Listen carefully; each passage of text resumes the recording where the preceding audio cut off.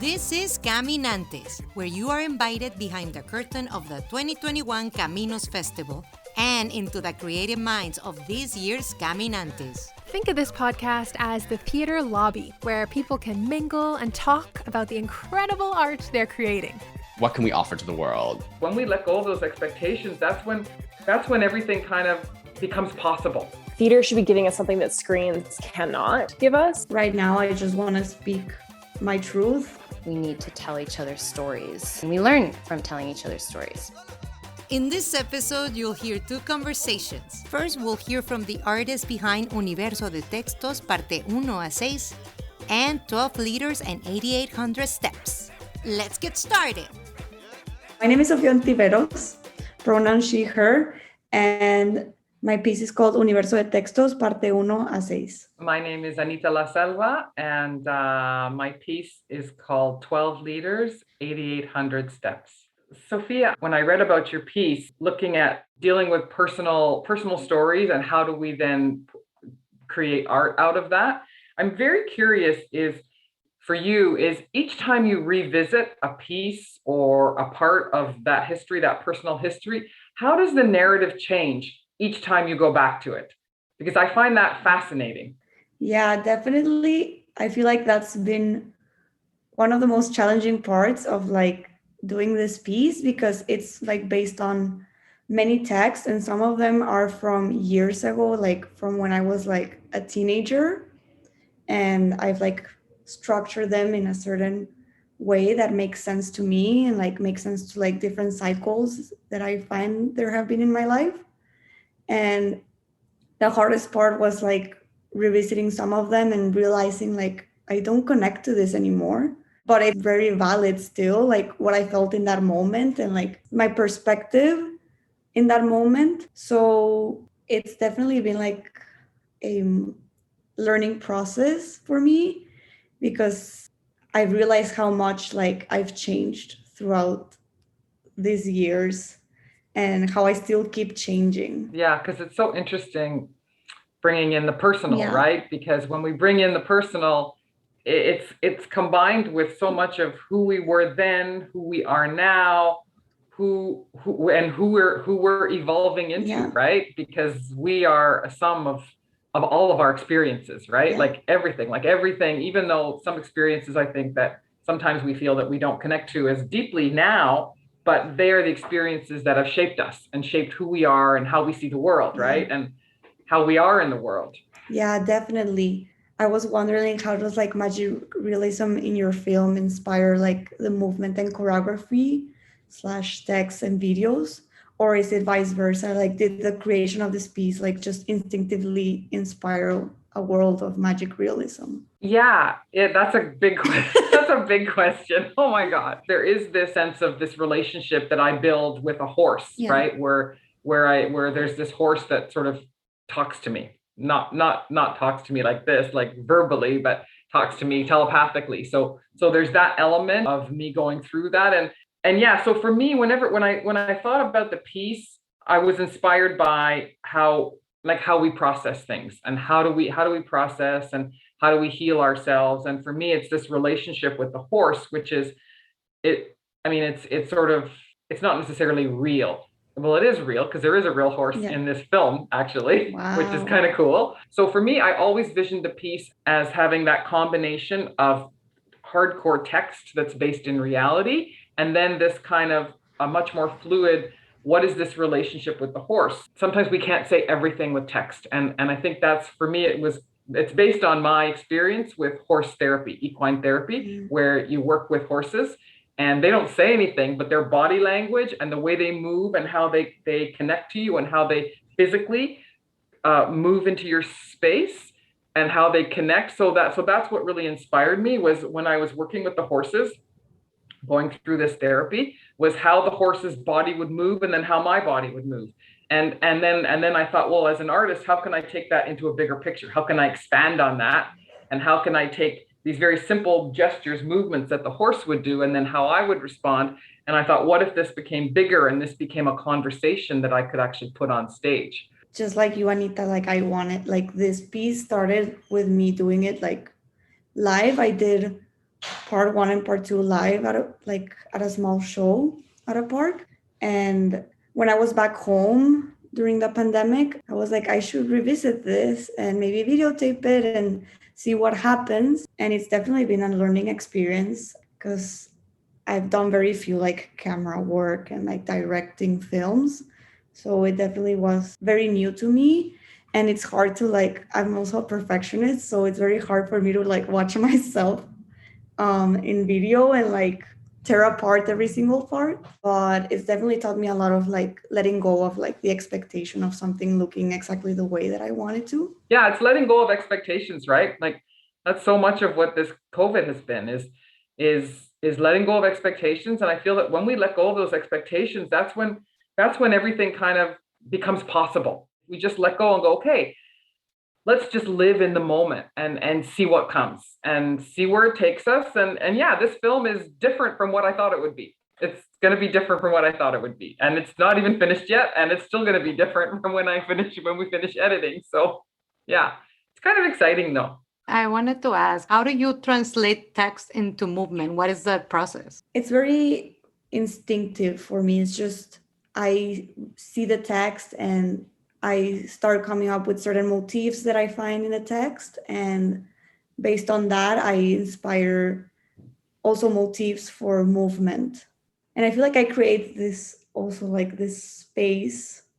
That's why I called it Universo de Textos, because I feel like I'm creating this little world that I am in and like I am moving around it with my texts. For me, it's always what is the emotion and what is the story.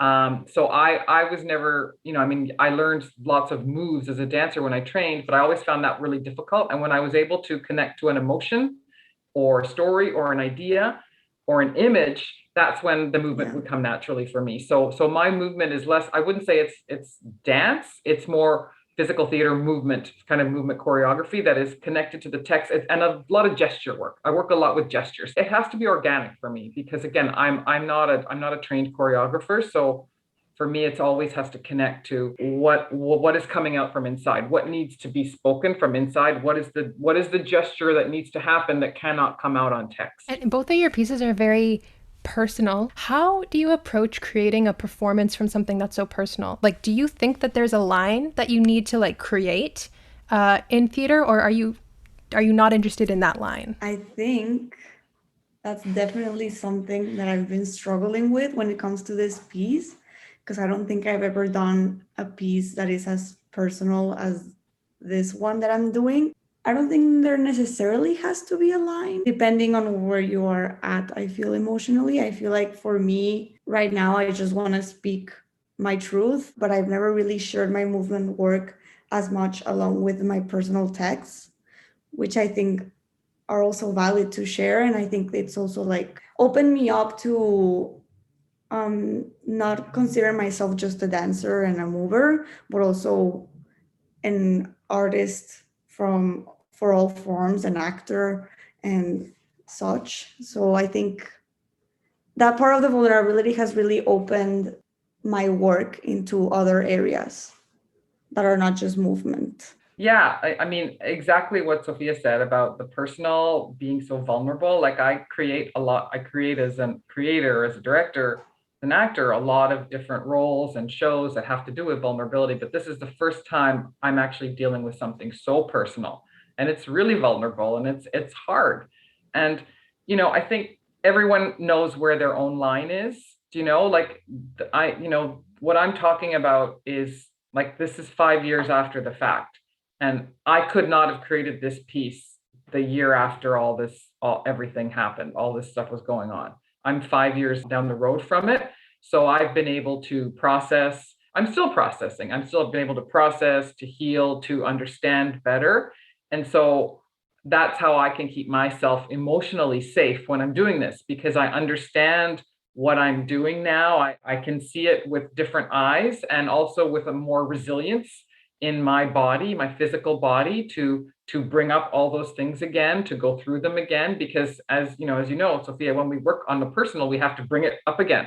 We have to bring it right in there and let it live right in us. And so I think that each artist has to know their own line. So yeah, for me, I don't have a line. I feel like my line was not so much emotional, but psychological, that had to do with fear of being judged and fear of what people would think of me, and not necessarily my own vulnerability. And that was a big line that I had to jump over and say, get out of. And that's one of the reasons why I'm doing this piece, is because, you know, whenever we talk about personal, any kind of trauma, any kind of whatever, abuse, sexual addiction, stuff like that, and mental health, there's always this kind of stigma. And I'm kind of tired of that. And I think that people should be able to create pieces and talk about it. And that's one of the reasons why I push myself to say, let's just talk about all this shit and get it out and get the shame and the judgment out. So for me, that was more my line than the emotional line. I was ready to go there emotionally, but I wasn't ready to go there psychologically and socially. And now I've kind of been able to drop that and say, let's just speak the truth, as Sofía said. I think you said that beautifully, Sofía.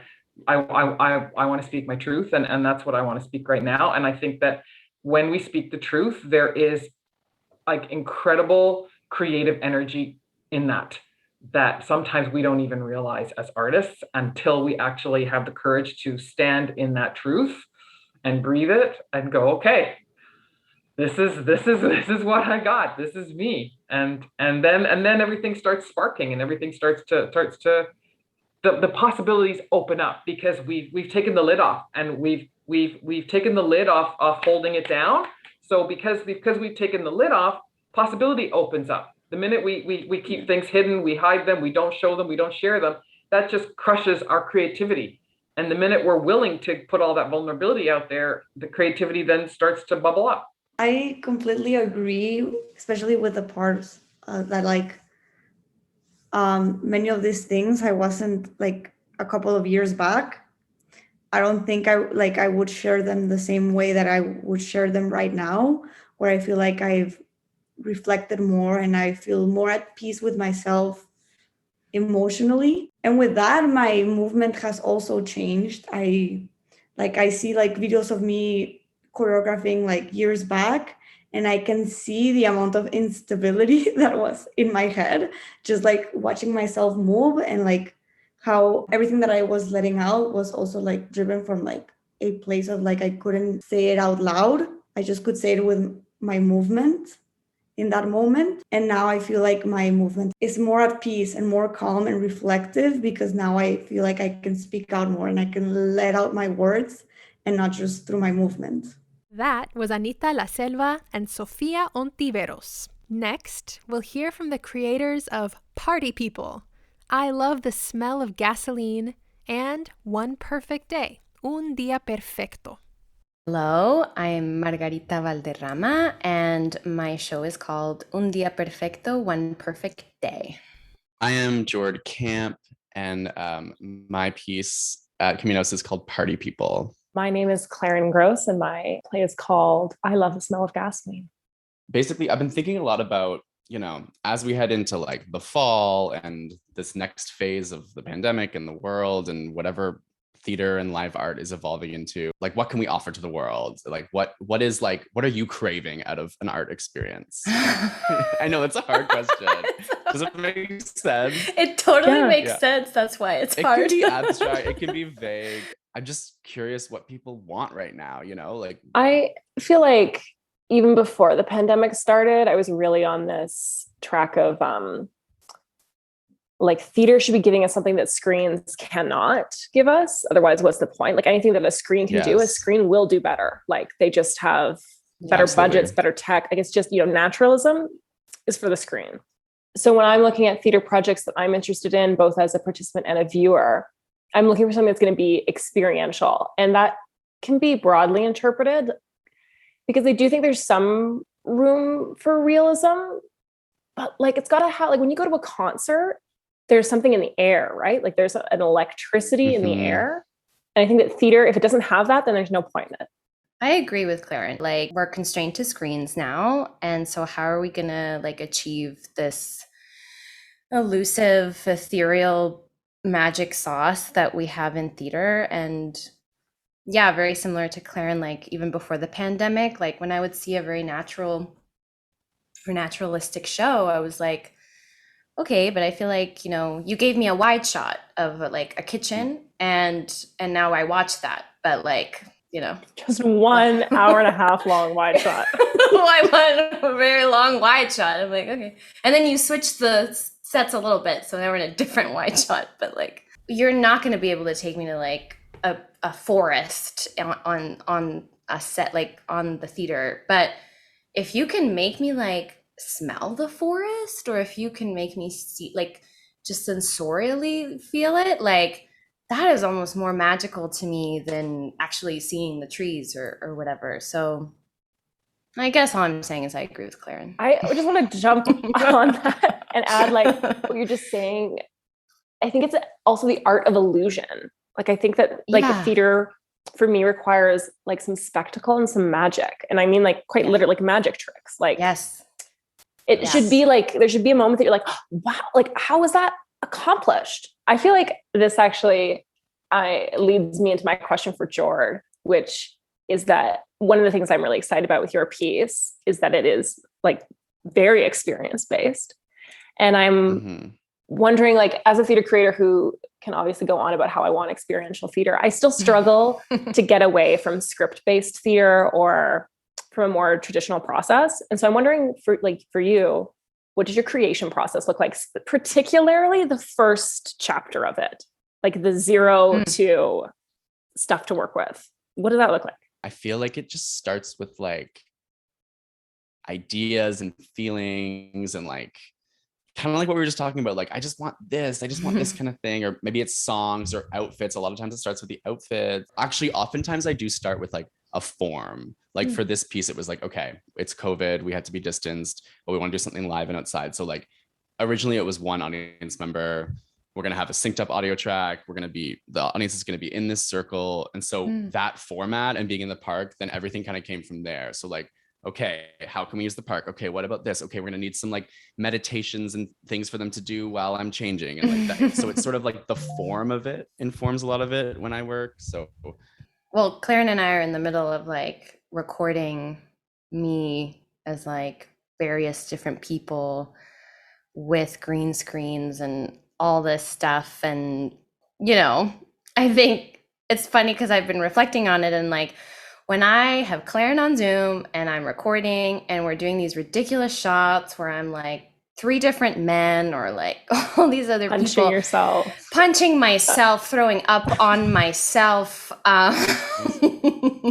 It's amazing, and I have the best time. And then it's all the stuff kind of around it, because we're in a digital format of like the editing and like making sure that we have all these, like, just kind of maybe the producer brain stuff that I've been struggling with. And so I was just curious, what has been your biggest challenge in birthing this work you're going to share with us?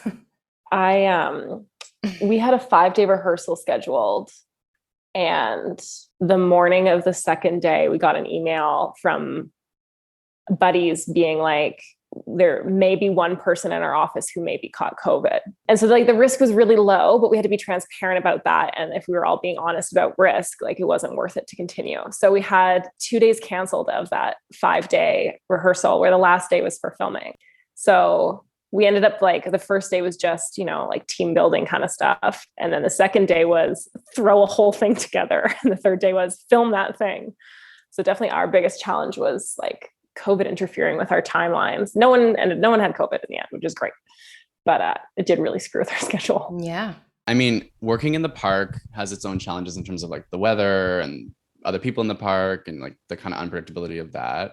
But I have to say, I think it's kind of like just like the ongoing loneliness of this time and how we can't be with other artists in the festival. Everything's complicated. You know, COVID is constantly throwing us curveballs, right? So, you know, a lot of time working on this is just me and Liz in the park. We're dragging everything to the park. It's like just not having the resources we usually have to like be in a theater and like have bathrooms and have a roof and have like, do you know what I mean? Like, just like having to do everything from scratch. And like I feel like I'm getting exhausted of that, where it's like, I don't know what I want to do anymore. Yeah, exactly. Like I would rather just be in the room with some people and like have people to feed off of and see more shows and be inspired.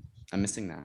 I find that feeling has also led to like a level of procrastination on my part that I've never experienced before. Like I was always that person that was like, I'm on top of it. I've made the schedule. Like I'm going to do all this work, blah, blah, blah, blah, blah. And yeah, pretty much since this started, I just have a really hard time like motivating myself to be like, okay, like edit it. Like you have the footage now, like edit it. I'm like, no. It's hard. Thank you for saying that. I'm also finding that it's easy to procrastinate and it's sometimes hard to get motivated these days. But deadlines help. I mean, the fact, like anytime that I'm kind of dangerously procrastinating, I'm reminded of the fact that we have this festival and I have to show something. So that definitely helps. But in fact, yeah, like when I was trying to write this by myself without deadlines, it was almost impossible. Like if I didn't know that someone was going to have to read it or see it or whatever, like I just didn't have the motivation to do it. I get that. What are your hopes for the future? Oh, that's such a big question. I'm going to answer my hopes for the project because that seems smaller. And my hopes for my project for the future is my project talks about like Western alienation and climate crisis and the end of the oil and gas industry. And I'm from Alberta. I'm in Alberta right now, actually. And my hope is that my piece offers bridges for understanding between these two sides of Canada. That, I mean, I think Canada is a massive, massive country and full of independent little identities. My hope is that my piece provides some pathways for conversation and understanding between what can feel really unfathomable about a different province. That's my hope for my project's future. My hope for the future is that people are kind to each other and that we can gather again and be really radically kind and empathetic to each other. There's an element of our project, of my piece, that's about like the future of queer gathering, the future of parties, or like whatever that means, like of gathering together and kind of imagining what the future of queer nightlife, but also just gathering is going to look like.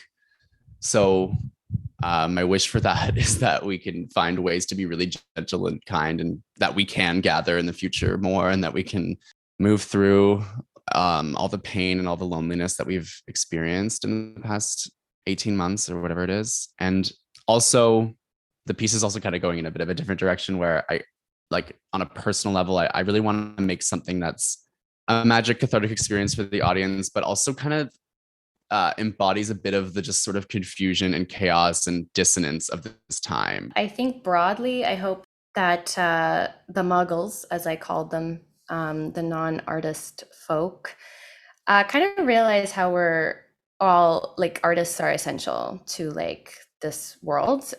We all turn to screens, we all turn to stories, whether that was like on TikTok for 1 minute, like you're telling me a story in that 1 minute, or if you're watching a whole film, or if you're you know, watching a whole show in a day. Like we I think as humans crave story, and I think that's why we also gravitate towards one another. I want to hear your story. I want to hear like what you have to tell me about your experience in this world. And I hope that this illuminates that is like an essential part of being human. Like we need to tell each other stories, and we learn from telling each other stories. That was Jord Camp, Claren Grosz, and Margarita Valderrama. All of the artists in today's episode are bringing their new works, which are still in development, to the CAMINOS Multi-Arts Festival. This year, CAMINOS is presenting the art of 32 different groups, both live and online, from October 12th through the 24th. Go to caminos.ca for more on how to see this show and to support this artist. Gracias a Benies Guerra and New Tradition Music for the theme song. We are speaking to you from the shores of this beautiful Zagaigan, known to some as Lake Ontario, in Toronto, or Dagarondo. This is the ancestral territory of the Haudenosaunee, or Longhouse Confederacy, the Anishinaabe Nation, the Wendat, and the Mississaugas of the Credit. This land is covered by the Dish with One Spoon Wampum and Treaty 13, also known as the Toronto Purchase. At Aluna, We remember that people can begin to heal when they are hurt. We are committed to artful participation in disagreements. We are committed to unsettling ourselves towards connection, respect, and justice for all people who now live in this city, which has been a meeting place since time immemorial. Radio Aluna Teatro is produced by Aluna Theatre with support from the Toronto Arts Council, the Ontario Arts Council, the Canada Council for the Arts, the Department of Canadian Heritage, and TD Bank. Aluna Theater is Beatriz Pisano and Trevor Shelness with Sue Ballant. Radio Aluna Theater is produced by Mónica Garrido and Camila Díaz Varela. For more about Aluna Theater, visit us at alunatheater.ca, follow at Aluna Theater on Twitter or Instagram, or like us on Facebook. Miigwech and Nyawangoa.